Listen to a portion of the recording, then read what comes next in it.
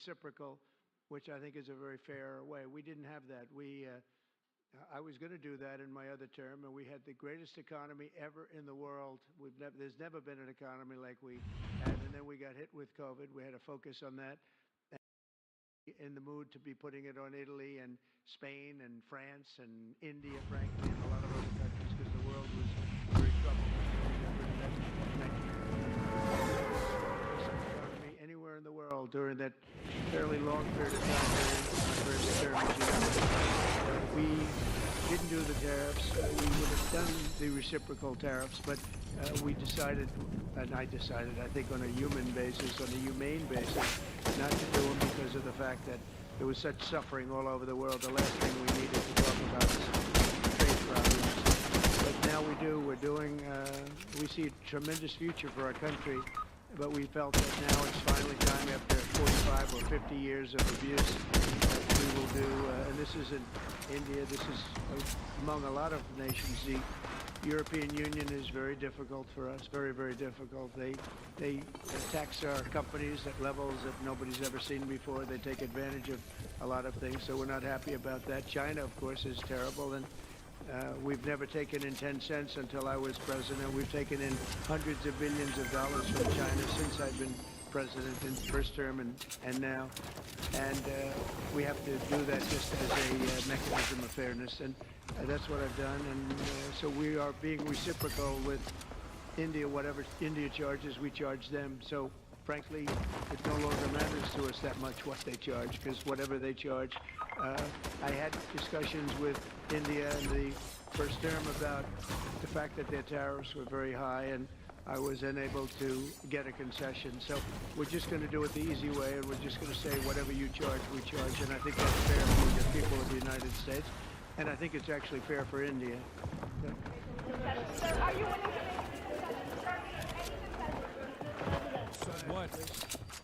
So what does that mean? Yeah, tariffs are the reason that Modi's there. Modi may ask the Trump admin to drop charges on Gautam Adani, who the New York court has pressed. But I think, yes, tariffs first and foremost is the reason why he's meeting with Trump. illegal immigration, and India has been cooperating on this issue. How does India see this issue in the larger context? Thank you.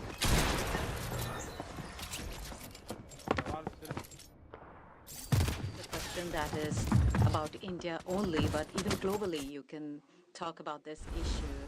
And we are of the opinion that who enters another country illegally,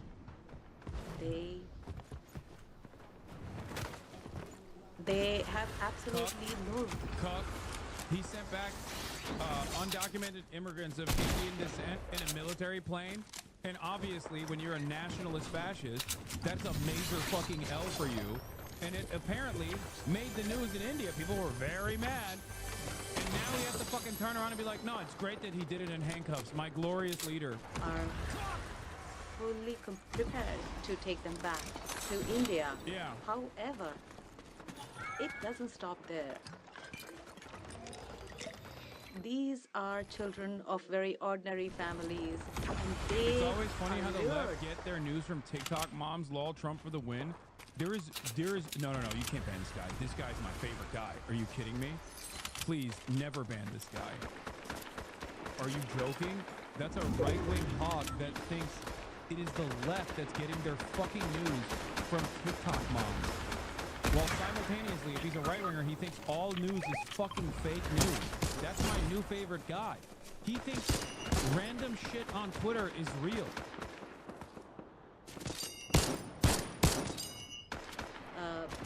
Human trafficking, and basically the young, vulnerable, poor people of India are fooled into coming over as illegal immigrants. And our bigger fight actually is against this ecosystem or this system that encourages such gangs to thrive.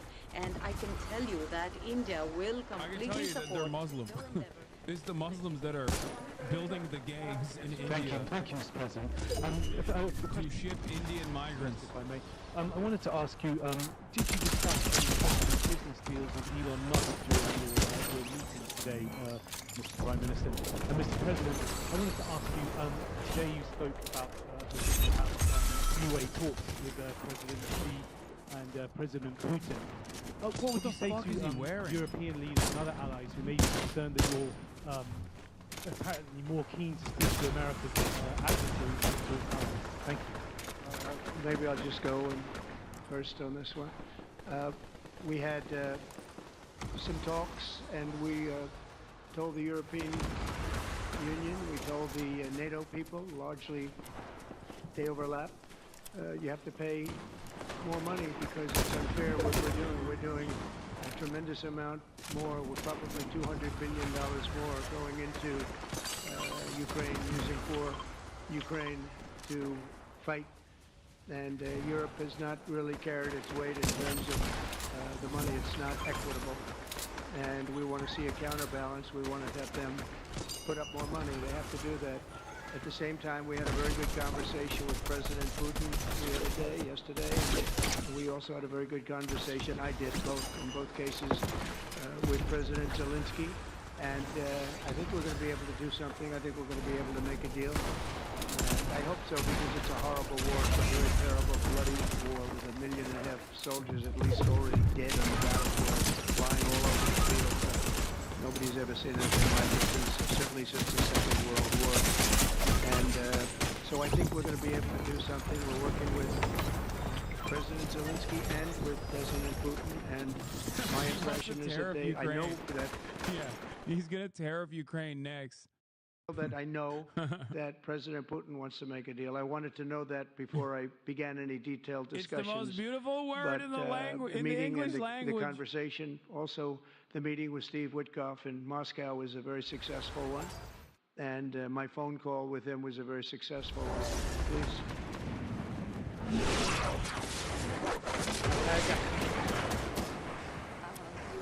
Question regarding Elon Musk. I have known him for a very long time. I was not even Prime Minister at the time when I first met him. I was Chief Minister.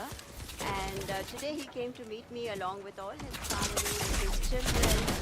And so we had a discussion. As far as the EV is concerned, EVs are concerned, the word EV has a copyright, and that is one person has a copyright to the word EV, and that is Trump. What?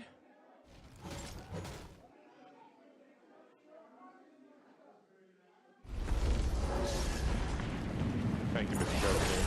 Can I ask whether he's Tom or God, the wealthiest man in Asia, and perceived as an ally of Prime Minister Modi? Prime Minister Modi, have you asked the President?